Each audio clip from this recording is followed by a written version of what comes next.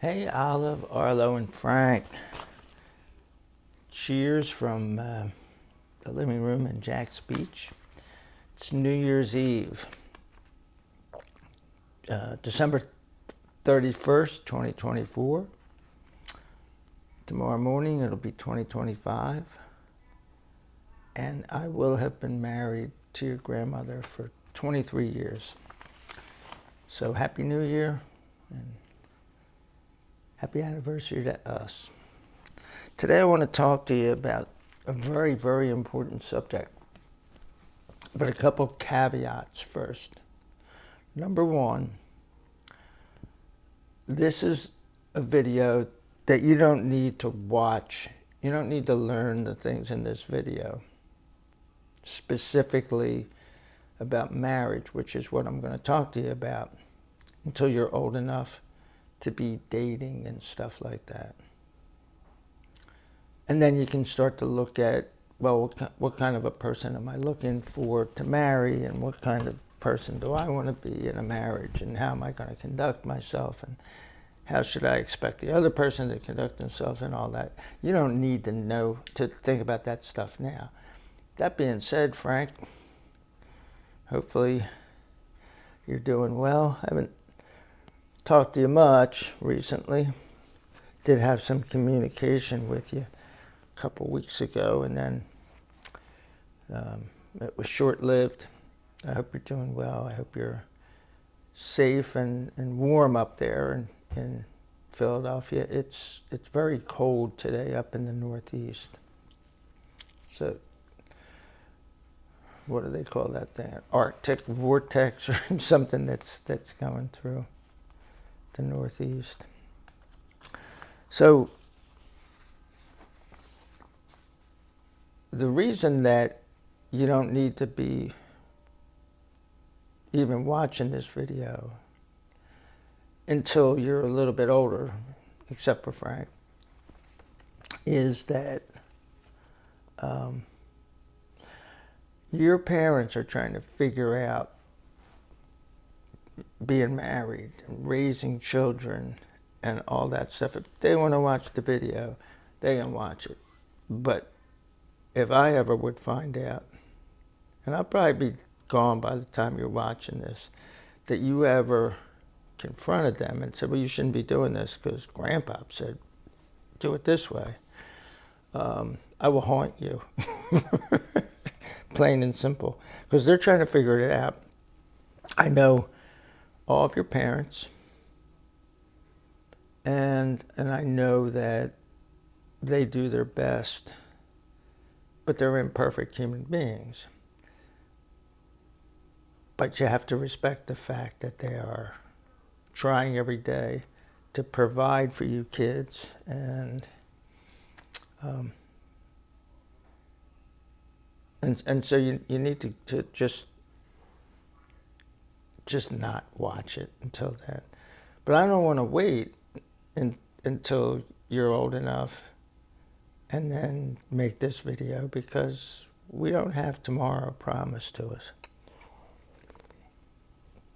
And the other caveat is, I have had multiple failed marriages. This is what I did to have a successful marriage. It's not that. It's what I've discovered that have allowed me to finally have a successful marriage. So don't think that I'm going to give you my wisdom about why I've been so happy my entire life. It's not that kind of video. So first off, what is marriage? It is the foundation of mankind. And the foundation, well, let me put it this way. Family is the foundation of mankind. And the foundation of family is marriage.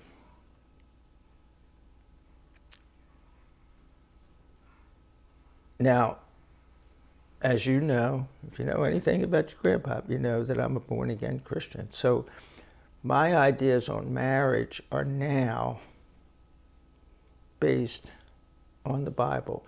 And that's what I'm going to share with you. Until 1996, I didn't even believe in God. So that might be one reason why I had multiple failed marriages, because I was trying to figure it out on my own. You don't have to do that, because there's an instruction manual for your life, and it kind of tells you what to do and what not to do, how to be happy and how to avoid being sad. So marriage is built on mutual respect. We talk about love. You know, people get divorced because they say, well, I was in love, but I'm not in love anymore. And we're going to talk about love in detail in a little bit. But right now, I just want to touch on it. Love is not an emotion as much as it is a choice. If you can fall out of love with somebody, especially after you've had children, you say, well, you know, I don't know, I'm out of love, I was in love, and now people do mean things to each other, so your spouse might do something mean to you, and you may say, well, I can't live with this person anymore and I want to leave them. But really, marriage is not for you to live happily ever after. Marriage is for you to have children. In order to have mutual respect, you have to understand your spouse. And that understanding starts before you even get married.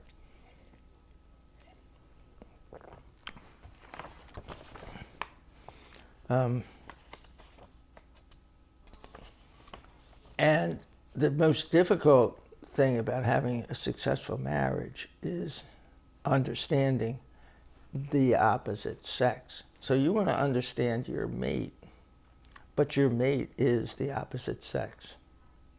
And we're setting aside non-traditional marriages that they have today, 2 men, 2 women, you know, whatever. We're talking about 2 people who can reproduce all by themselves.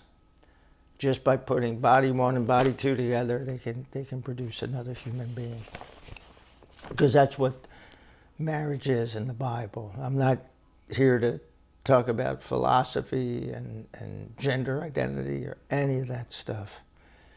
This is just about traditional marriage, biblical traditional marriage. Women and men are so different from each other.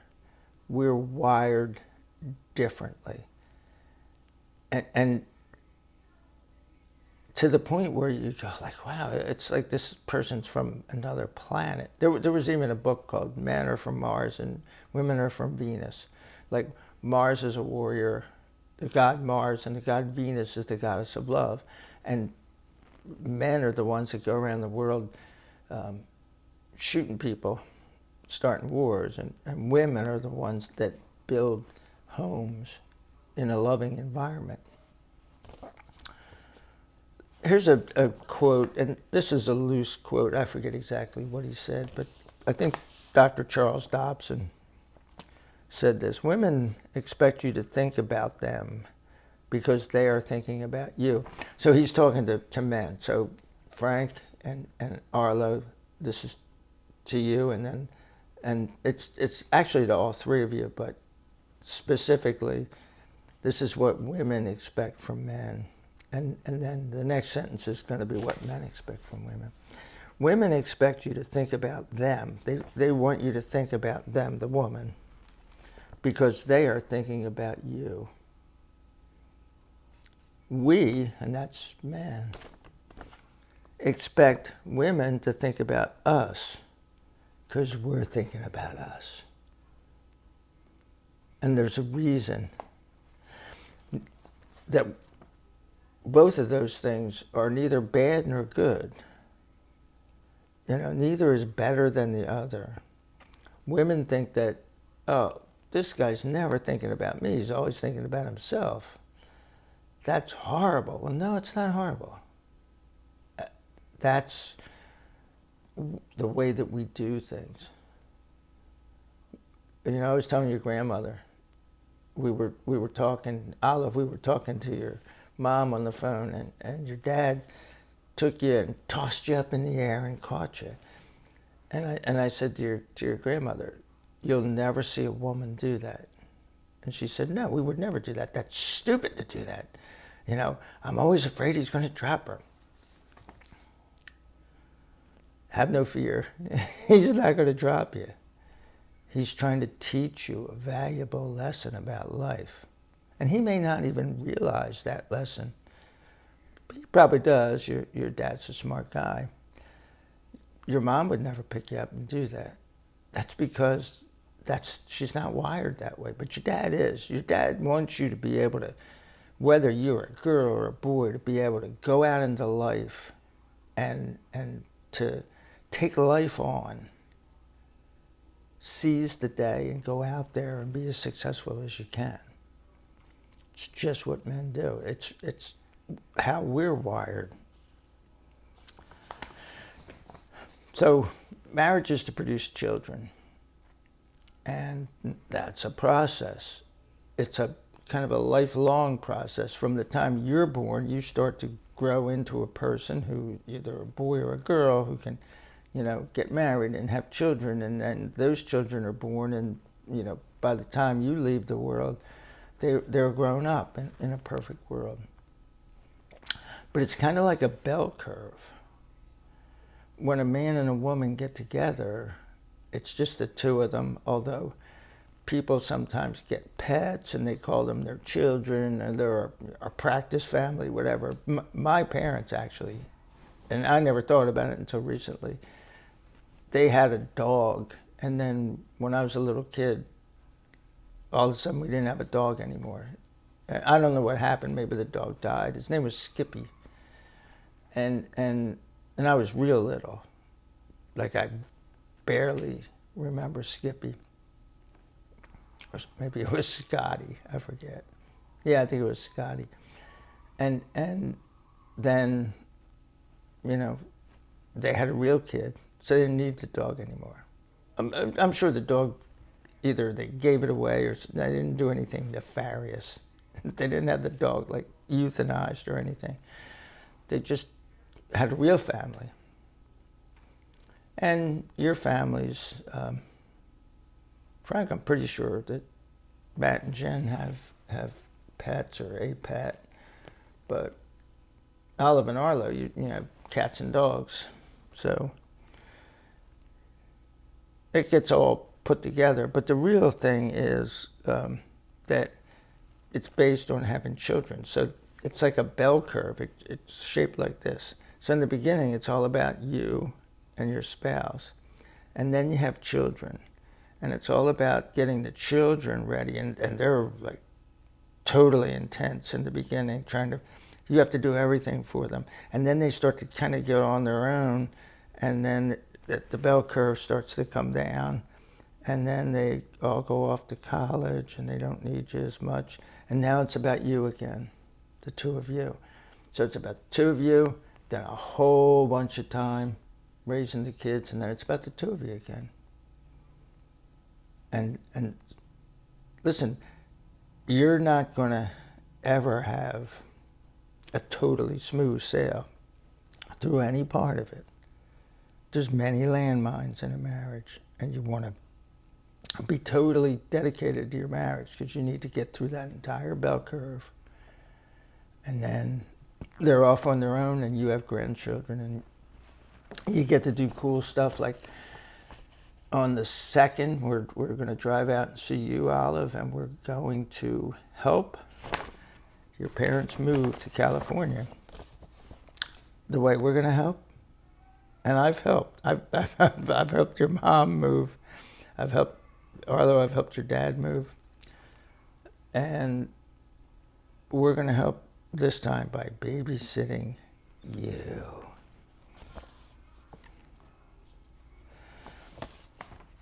But the real job of marriage is procreation, having babies, continuing the species, the human, mankind or humankind, however you want to say it. And so your marriage has to be focused on that goal. Now let's talk about having children for a little bit. It's never the perfect time.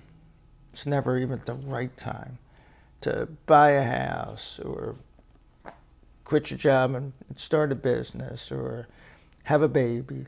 So just have it. Just have the baby.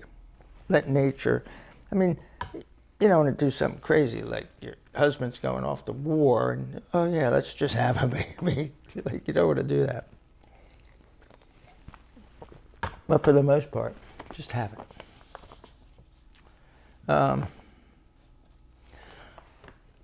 And here's one other thing. You will never improve your relationship by having a baby. Certain things, like, oh, we're starting to grow apart. Maybe if we have a baby, we'll grow closer together. You won't. You have to be focused on that together already. Raising children is a very hard job. And that's why I don't want you to ever go to your parents and go like, you're doing this wrong because Grandpa said blah, blah, blah, blah.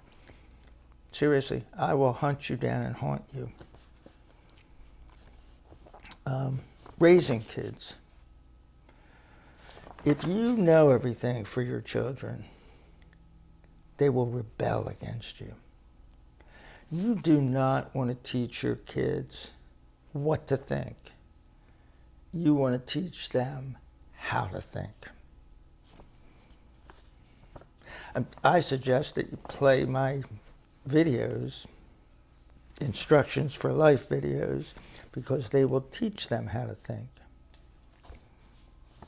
I've got a lot of them in the can, and there's a lot more coming down the pike.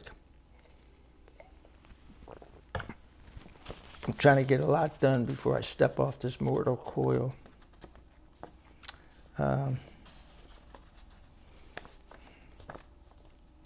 Here's another thing, too, about this. So I'm a Christian, and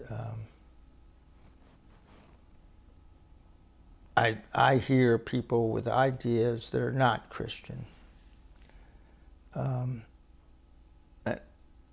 And I'm fine with hearing those ideas, and I'm fine with my kids hearing those ideas. My kids are grown now, so I'm not going to tell them what to listen to and what not to. But when they were younger, I was fine with them hearing other points of view, because if what you believe in is correct, it's going to win. You have to have that confidence. You can't go, oh, well, this person's going to get like hooked into Scientology. Oh, no, he's a Scientologist. Well, if what you believe is true, and if you've imparted what you believe on your children, I'm not saying not to tell them anything to believe. You want to tell them what you believe. This is what I believe, and this is why I believe it. And this is how you can figure out on your own if what I'm telling you is the truth. That's a good way to put it. Because you want to raise children who, when they get out in the real world, they can tell the truth from fiction, and they can follow the truth, and they can ignore the fiction.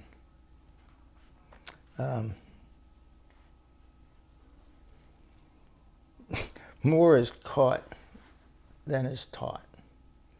Like, your kids are going to look at you, and and you can tell them, like, well, don't eat any of those cookies. And then they see you eating a cookie. And like, yeah, well, if it's good enough for Daddy, good enough for Mommy, well, it's good enough for me. So I'm going to steal a cookie and I'm going to eat it. Um, and also, when it comes to other belief systems and stuff, that if your belief system is correct and you live it out, so this is something that you have to hold yourself accountable for. If you say, well, I'm a Christian and my kids grew up and they're not Christians, well, you probably did something wrong. They probably looked at you and they want you to be successful. You're their parents. They love you. And they're looking at you and going, yeah, well, he believes that, but I don't know if I want my life to be like his. That sucks.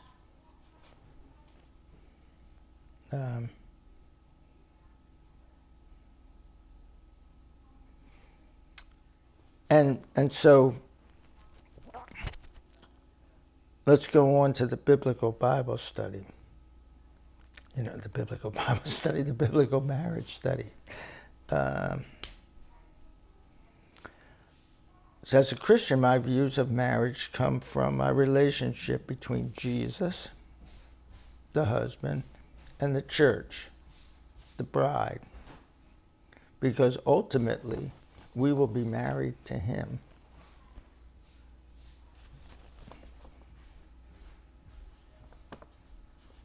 So let's look at some Bible verses about marriage.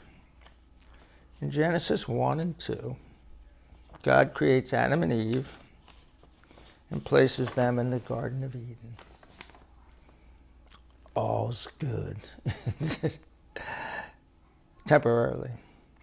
Then in Genesis 2, God tells Adam that he can eat from every tree in the garden except one tree, which is the tree of the knowledge of good and evil. And in Genesis 3, the serpent tricks them. Now I'm not going to get into the whole thing about, well, it's Eve that tricked Adam. Like, no. The serpent tricked them. They were both there when that serpent came up. And so there's one thing. You can eat anything except this one thing. And it's like, what are they focused on? Oh, what's that one thing? I want to try that. It must be good. That's why God doesn't want me to have it. Then in Genesis 3:16, after they get tricked into eating, and so God asked Adam, why'd you eat this? And he said, well, you made this woman and gave her to me, and she got me to eat it. And then he says to the woman, well, hey, why'd you do that? And she goes, well, the serpent came up and told me about that, I'd be like you, and I wanted that, so I did it. And he says, to the woman, he said, I will greatly increase your labor pains. With pain, you will give birth to children. You will want to control your husband, but he will dominate you. This is something that, as a manager at the IRS, I dealt with all the time. We had micromanager women, and men can be micromanagers too, don't get me wrong, but usually the bad managers, if they were women, they were micromanagers, and that's because that's how they raised their children. They're going like, put on your shoes, get ready for school, here, let me put this on for you. And so that's what you felt like. You felt like, oh, I'm a little child with my mom telling me what to do, and then doing it when I'm not fast enough for her, and all that stuff. And then men, they're tyrants. They say things like, well, if you say, well, I don't think we should do it that way, they'll say, oh, I'm the boss. We're going to do it my way. And that's what dads say. I'm the dad. That's why we're doing it this way. So you have the control freak of the woman that's going to try to dominate the tyrant.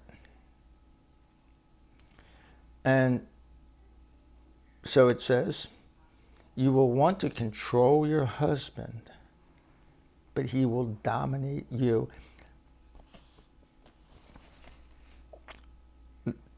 He made us not just man and woman, but he wired us differently. Women are the heart of the family, and men are the head of the family. You need both of those things. If you don't have a head and a heart, you're dead. And it's the same thing with a family. It's very, I mean, you're not dead. There's been many people who've been raised by a single parent and been okay, but it's much easier if you're a team and you're raising your children together and you're kind of going in the same direction most of the time. You'll still have some static and stuff. So here's the first admonishment that the Bible gives to you. And I'm going to point it out up front. It's speaking to the person that it's speaking to. I used to do Bible studies that, at local congregations and things like that. And sometimes they would ask me to do it on marriage. And I'd have people come up and say, well, the Bible says that my wife's supposed to do this, and she's not doing it, but it says that I'm supposed to do this, and if she starts doing what she's supposed to do, I'm supposed to start doing, then I'll start doing what I'm supposed to do. It's like, shut up. Stay in your lane. The Bible is speaking to whom it is speaking to. So it says this in Ephesians 5, which are exhortations to households, to the people in the households. Wives, submit to your husbands as to the Lord. It doesn't say, husbands, your wife should submit to you. It ain't talking to you husbands. So Olive, you want to listen to this part. Wives, submit to your husbands as to the Lord. Because the husband is the head of the wife, as also Christ is the head of the church, he himself being the Savior of the body. But as the church submits to Christ, so also wives should. It doesn't say must, it says should.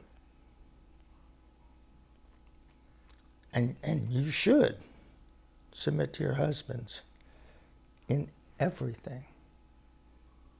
Okay. Oh, that sounds like it sucks being a girl. No, not really. Because let's see what guys are supposed to do.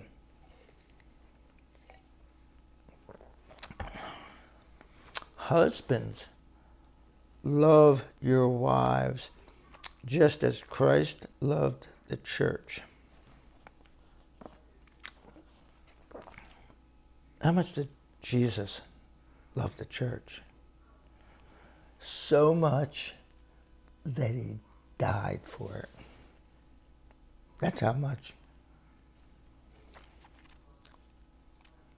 And gave himself for her to sanctify her by cleansing her with the washing of the water by the word, so that he may present the church to himself as glorious, not having a stain or wrinkle or any such blemish, but holy and blameless.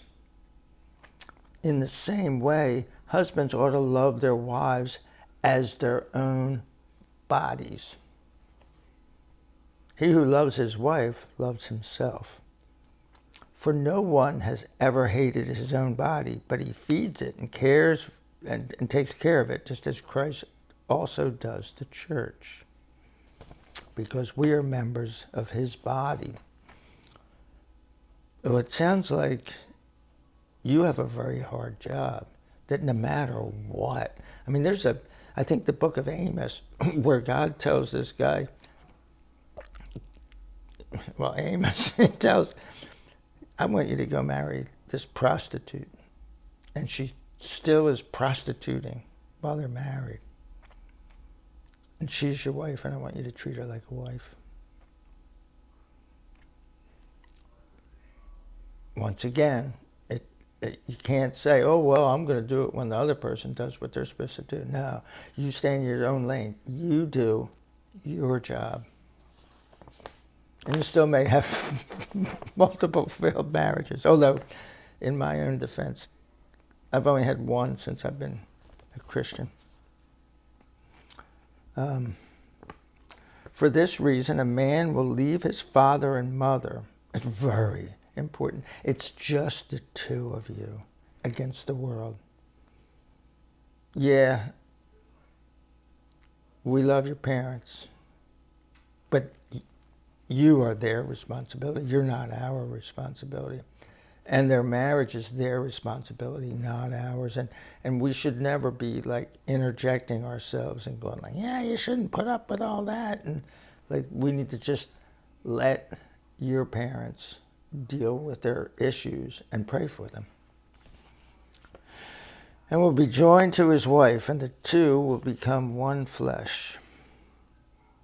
And that's, it's a great mystery. It talks about this here. This mystery is great, but I am actually speaking with reference to Christ and the church. Nevertheless, each one of you must also love his own wife as he loves himself, and the wife must respect her husband. Now, this doesn't say obey. In older versions of the Bible, they would use the word obey. These are much better words. If I needed to, I could say to your grandmother, well, we're going to do this because I'm the head of the family, and I know that this is what we have to do. But I've never had to do that. And we've had major disagreements. We recently had a rough patch. I was just getting ready to do this a few weeks ago, and we hit a rough patch, and for a while we didn't know if we were going to make it. And I'm 71 years old. She's less than that. And we still have difficulties. You're going to have them. You have to be diligent. And so, submit to your husband. Respect your husband. And guys, love your wives. So what's the Bible say about love? Well, let's take a little look at that. We want to 1 Corinthians chapter 13. And this is all about things in the church that get done during services, speaking in tongues, prophesying, and all this kind of stuff. And it's going like, that's nothing compared to love. If I speak in the tongues of men and of angels, but I do not have love, I am a noisy gong or a clanging cymbal. And if I have prophecy and know all mysteries and all knowledge, and if I have all faith so that I can remove mountains, but do not have love, I am nothing. If I give away everything I own, and if I give over my body in order to boast, but do not have love, I receive no benefit. Now comes this famous set of lines that they use sometimes in wedding ceremonies. And I want you to think, instead of love, I want you to think about you, Arlo, and you, Frank. When you're picking out a woman and saying, I'm going to ask her to marry me, and I'm going to try to build a life with her, could you say this about you, the way that you treat her? Love is patient. So can we say that? Arlo's patient. Frank's patient. Love is kind. Can you say that? Arlo, are you kind? How about you, Frank? Are you kind? It is not envious. Love does not brag. It is not puffed up. Hubris. Like, oh, I'm all that. It is not rude. It is not self-serving. It is not easily angered or resentful. These are all things that, like, when you're in a relationship, You really have to work on these things. It is not glad about injustice, but rejoices in the truth. It bears all things, believes all things, hopes all things, and endures all things. Love never ends. Ooh.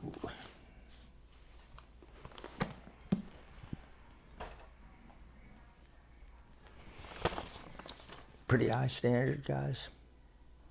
But you can do it. Well, let's put it this way. You can try, but just remember, you're doing your part. Don't you worry about the other side. You'll know if you're the one doing all the heavy lifting and they're going like, yeah, I'm just in it for the ride. You'll know, but don't do anything about it. Just stay in your lane. So 1 Peter 3:3 says this, in the same way, wives, be subject to your own husbands. Then, even if some are disobedient to the word. So what's it saying here? So a woman is more likely to be a believer and have a husband who is not keeping with the word. In the same way, wives, be subject to your own husbands. Then, even if some are disobedient to the word, they will be won over without a word by the way you live. Couldn't put it better myself. When they see your pure and reverent conduct, let your beauty not be external, the braiding of hair and wearing of gold jewelry or fine clothes, but the inner person of the heart, the lasting beauty of a gentle and tranquil spirit, which is precious in God's sight. For in the same way, the holy women who hoped in God long ago adorned themselves by being subject to their husbands, like Sarah, who obeyed Abraham, calling him Lord. Olive, you have an aunt, Sarah, and you have a grandpa, Ibrahim. That's the same name, calling him Lord. You become her children when you do what is good and have no fear in doing so. So Sarah's children. Husbands, in the same way, treat your wives with consideration as the weaker partners and show them honor as fellow heirs of the grace of life. In this way, nothing will hinder your prayers. So your prayers are that your family will be successful. And the way that you get there is by doing this. Man's the head, woman's the heart. So be those things. And don't stray from your marriage. I won't get into it that much, but in Hebrews 13:4 it says, marriage must be honored among all, and the marriage bed kept undefiled, for God will judge sexually immoral people and adulterers. So don't even get down that road. As soon as you find yourself attracted to somebody other than your spouse, just figure out a way to cut that off. To make, don't tempt yourself. Here's a question. Will I be married in heaven? So you spend your whole life together. It's like, oh yeah, well, we're going to get to do this forever? This is what the Bible says. For in the resurrection, so that's when people are raised up from the dead, they neither marry nor are given in marriage, but are like angels in heaven. Now what about divorce? Is that okay? Mark 10 says, then Jesus left that place and went to the region of Judea and beyond the Jordan River. Again crowds gathered to him, and again, as was his custom, he taught them. Then some Pharisees came, and to test him, they asked, is it lawful for a man to divorce his wife? So they knew the answer. People like this don't ask questions that they don't at least think they know the answer of. So they're trying to get him to say something that they can go, aha, you say you're the Son of God, but God's law says this. He answered them, "What did Moses command you?" They said, "Moses permitted a man to write a certificate of dismissal and to divorce her." So back then you didn't have to go to court. You just like wrote this thing saying, "Okay, you're free, bye." That it wasn't that easy. You couldn't just kick her out and let her starve. You had to make sure that it was the equivalent of like child support and alimony and all that back then. But Jesus said to them, "He wrote this commandment for you because of your hard hearts. But from the beginning of creation, he made them male and female. For this reason, a man will leave his father and mother, and the two will become one flesh. So they are no longer two, but one flesh. Therefore, what God has joined together, let no one separate." And when I was just dating your grandmother, we were from two different worlds.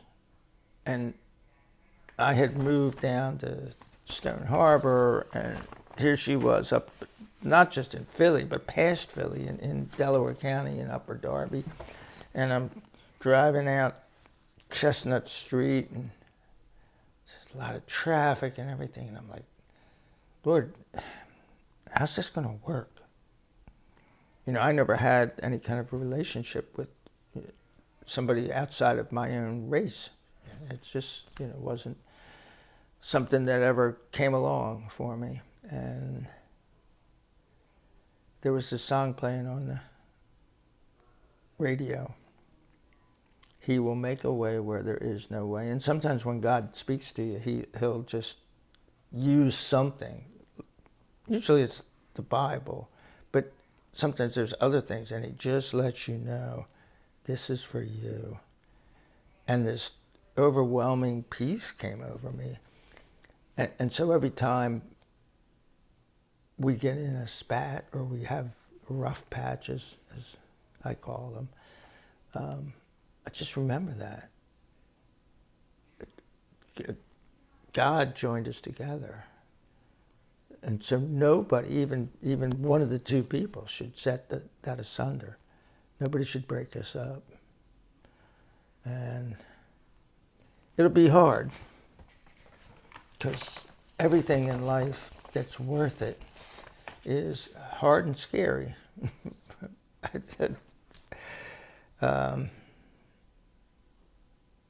So in closing, be real sure that this person's the one.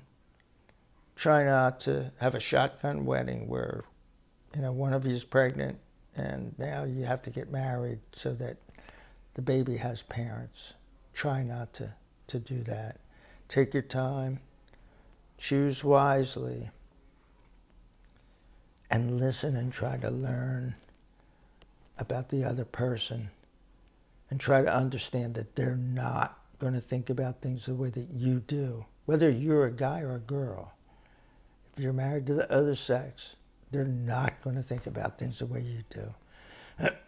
You see some couples that seem like we're on the same page about everything, but trust me, they're not. It's just not human nature. Happy New Year. Peace out.